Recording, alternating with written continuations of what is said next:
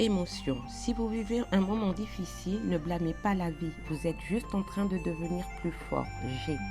Malo se laissa flotter un moment, puis enchaîna les longueurs pour calmer le flot de ses émotions. Fuang l'attendait sur le bord de la plage, une serviette à la main. Il sortit de l'eau dès qu'il l'aperçut. Elle l'enveloppa et le frotta comme une mère. Il se surprit à la laisser faire. Je voulais te remercier, Malo, pour ce que tu fais pour nous trois, dit-elle en lui tapotant le dos. Vous plaisantez, Fuang. C'est moi qui vous suis reconnaissant d'avoir accepté. Je ne suis pas dupe, tu sais, c'est très généreux de ta part. Tu as le cœur sur la main. Il sourit, ému. Êtes-vous bien installé?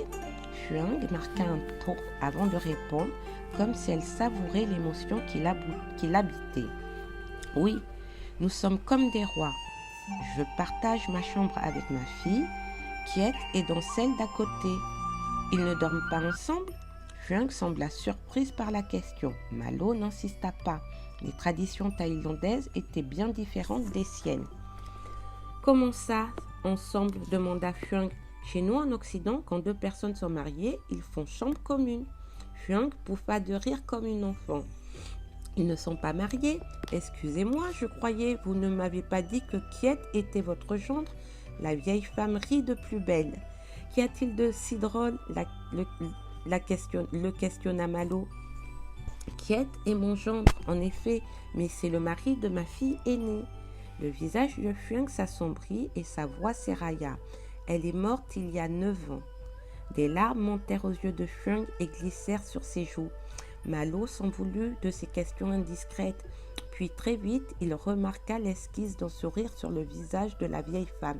Fuang avait la faculté de passer d'un état à l'autre en quelques secondes. Je suis désolée, Fuang, je n'avais pas compris que... Ne t'inquiète pas, la rassura-t-elle en plissant les yeux. Je ne cherchais pas à vous faire souffrir, ce n'est pas le cas. Une émotion arrive, je l'accueille et j'écoute le message. Plus nous en parlons ensemble, plus je me rends compte que j'ai du mal, non seulement avec mes émotions, mais aussi avec celles des autres, avoua Malo. Pourquoi, s'enquit Fuang? Quand il s'agit de mes émotions, je me sens faible et vulnérable. Je supporte encore moins la souffrance quand je la vois chez les autres. Ce ne sont que des croyances. Des croyances? Penses-tu que je suis faible parce que je pleure? Non, bien sûr, mais c'est différent, Fuang. Vous êtes une femme. Là encore, c'est une croyance. Lorsqu'un homme pleure, est-il fragile? Je ne sais pas, peut-être. Ce dont je suis sûre, c'est que dans nos sociétés, c'est mal perçu. Ce n'est pas viril, vous comprenez? Et voilà une autre croyance. Ne crois-tu pas que les hommes verseraient des larmes plus souvent si la manifestation d'émotion était mieux acceptée socialement? Sans doute. Fuang ne lui laissa pas le temps de terminer. Hommes et femmes, nous ressentons des émotions tout comme les animaux et même les plantes, plusieurs fois par jour. Croire que parce que tu es un homme, tu n'as pas le droit de les exprimer est le début du problème. On entend tellement dire qu'un homme ne doit pas pleurer. Peu importe l'origine de cette croyance, observe simplement combien elle est fausse. Un homme vit des émotions. Il en réfrène certaines, en exacerbe d'autres. C'est pareil pour les femmes qui ont plus de mal à exprimer leur colère parce que ce serait soi-disant peu féminin. Oui, c'est vrai, il m'est arrivé de juger ainsi. Et la peur, qu'en penses-tu? C'est un peu pareil. Pour un homme, reconnaître qu'il a peur reste une source de honte. Les hommes doivent affronter l'adversité, la combattre et dépasser leur peur. Alors que vous, les femmes, vous avez le droit d'exprimer vos craintes, vos inquiétudes. Finalement, les femmes ont une palette d'émotions beaucoup plus variée que nous les hommes. Enfin, sauf pour la colère. Alors les femmes n'auraient pas le droit à la colère et les hommes de pleurer au prétexte que ça serait peu viril, ironisa Fuang. Je comprends mieux pourquoi tu fuis tes émotions. Je ne les fuis pas, mais j'ai dû vite apprendre à les gérer tout seul, admit Malo. À les gérer? Comment tu fais? Eh bien, je pense vite à autre chose. Je travaille, j'occupe mon esprit pour qu'il ne me ramène pas à ce qui me fait mal. Tu inventes des échappatoires mentales pour te couper de ton cœur et de ton corps. Que voulez-vous dire? Ton cœur et ton corps tentent de te parler et toi tu actives ton cerveau. Ce n'est pas respectueux envers eux. Ils doivent se sentir frustrés. On ne m'a pas appris à faire autrement. C'est pourtant simple. Une émotion dure en moyenne 7 secondes. Elle délivre un message, puis elle repart. Enfin, si tu ne l'infectes pas par des pensées inutiles, comme t'apitoyer sur ton sort par exemple. 7 secondes? Oui, pour t'alerter qu'une partie de toi a besoin d'être écoutée. Quand cela t'arrive, prends un temps pour le faire. Je ne suis pas sûre de comprendre. Lorsque nous ressentons une émotion, nous pensons que notre être tout entier la vit.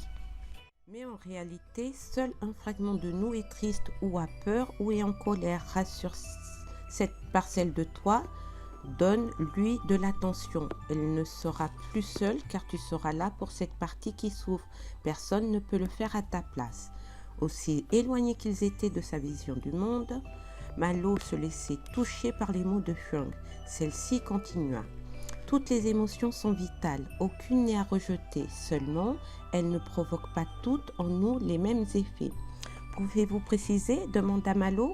Tu fuis tes émotions parce que tu les juges avec des croyances. Tu crois que certaines sont positives, d'autres négatives, certaines plus adaptées aux femmes, d'autres aux hommes.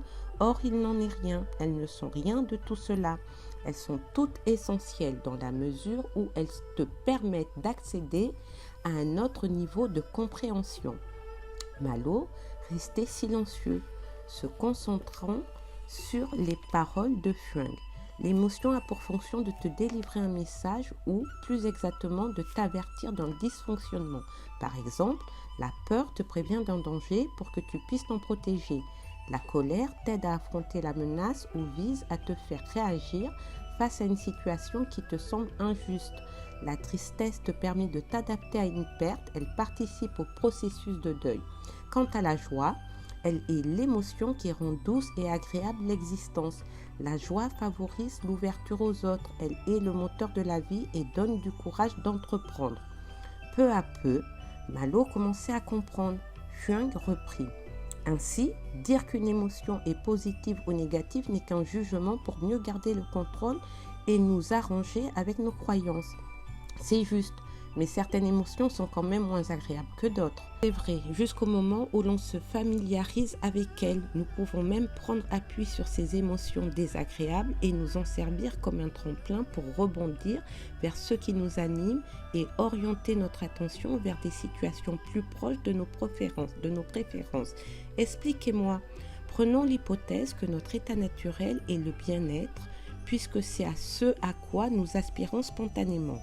Lorsque nous ne ressentons plus ce bien-être, c'est comme un signal qui nous avertit qu'il est temps de changer quelque chose pour nous sentir bien de nouveau. Les émotions nous servent de boussole en quelque sorte. Pouvez-vous prendre la tristesse par exemple? Lorsque l'on se sent triste, cela signifie que quelque chose en nous est à réparer. La tristesse est souvent liée à une perte. Je suis triste depuis que ma mère est morte. Cette émotion n'a pas duré 7 secondes. Elle est en moi depuis des années. Sans doute parce que tu ne l'écoutes pas. Mais face à un tel événement, n'est-il pas normal de demeurer triste toute sa vie? S'insurgea Malo. En guise de réponse, Huang lui proposa de fermer les yeux et de prendre 3 inspirations. Malo s'exécuta. Lorsque tu penses à ta maman, quelle émotion ressens-tu là, maintenant? De la tristesse, s'empressa de dire Malo. Huang resta silencieuse. Malo tenta de nouveau. De la colère et de la peur aussi, je crois. Tout est confus. Je ne sais pas trop en fait. Respire tranquillement. Que se passerait-il si tu ne ressentais plus de tristesse? Je ne peux pas, je risquerais d'oublier son visage, ses paroles. Je n'ai pas le droit de ne pas être triste. C'est ma mère. Huang ne répondit rien. Je regarde tous les jours sa photo, reprit Malo, mais ses traits s'effacent de ma mémoire. Chaque jour, je repense aux mots qu'elle me disait, je me les répète pour ne pas les oublier. Parfois, je me raconte même les histoires qu'elle me disait, mais peu à peu, les souvenirs s'en vont. J'ai peur, Huang. De quoi? De l'oublier. Que se passerait-il alors? Malo sentit sa gorge se serrer. Il ne parvenait plus à penser.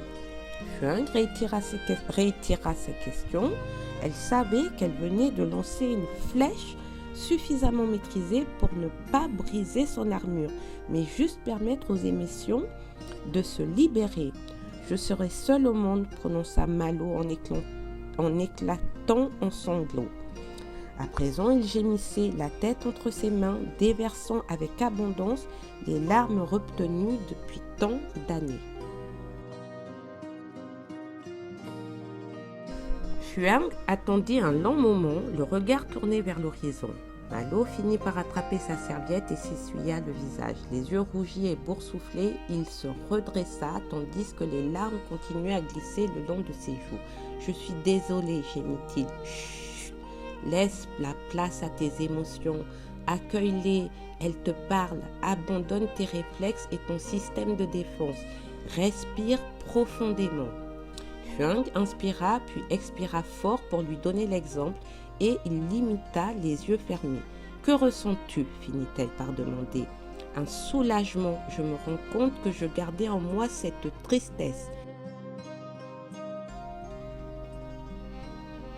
Elle le coupa. « Reste sur ton ressenti, ne cherche pas à analyser. Où perçois-tu ce soulagement ? Je ne sais pas, dans le corps, dans le cœur, c'est comme si un poids avait disparu. » Malo désigna son thorax des deux mains en effectuant des mouvements circulaires. Sa respiration était lente, apaisée. « Je suis KO, mais je me sens plus léger. Que se passe-t-il maintenant ? Rien, ma tête est disjonctée, mes pensées se sont arrêtées. Tout s'est passé à cet endroit, là, dit-il en posant sa main droite sur sa poitrine. Il referma les yeux en inspirant fort. « Garde cette sensation un moment, prends ce temps pour toi, » chuchota Fuang. Quand il rouvrit les yeux, elle avait disparu. Il sentit le besoin de se fondre de nouveau dans l'océan et glissa son corps tout entier dans l'eau jusqu'à disparaître sous la surface. Alors qu'il nageait vers la plage, il vit Fuang revenir avec une noix de coco fraîche et une serviette sèche qu'elle lui tendit. Après s'être essuyé, il s'assit à côté d'elle. « Je me sens heureux, Fuang, j'en pleurerai de joie. Ne te gêne pas, j'aime voir les hommes sourire, c'est si viril, plaisanta-t-elle en lui lançant un clin d'œil. Il rit et la regarda avec tendresse. « Je me rends compte que ma tristesse dissimulait la peur de me retrouver seule. C'est souvent le cas avec les émotions. La principale se cache derrière les autres. Si tu prends le temps de les écouter et de les vivre, alors tu les libères et la joie réapparaît. Ce sera cela ta prochaine mission. Observe tes émotions et rassure la partie de toi qui a besoin de l'être. Toute mon adolescence, j'ai pensé que je n'avais pas le droit au bonheur. Ma mère était morte, mon père m'avait abandonné. Ce n'était pas normal d'être heureux. Je ne comprends pas bien ce qui vient de se passer en moi. Mais là, c'est comme si je venais d'obtenir une autorisation. » Alors que Malo prononçait ces mots, un arc-en-ciel se dessina devant eux. « Regarde Malo, » montra Fuang de son index. Les deux paires d'yeux se braquèrent sur le miracle de la nature. « Vous croyez aux signes ?» questionna le jeune homme.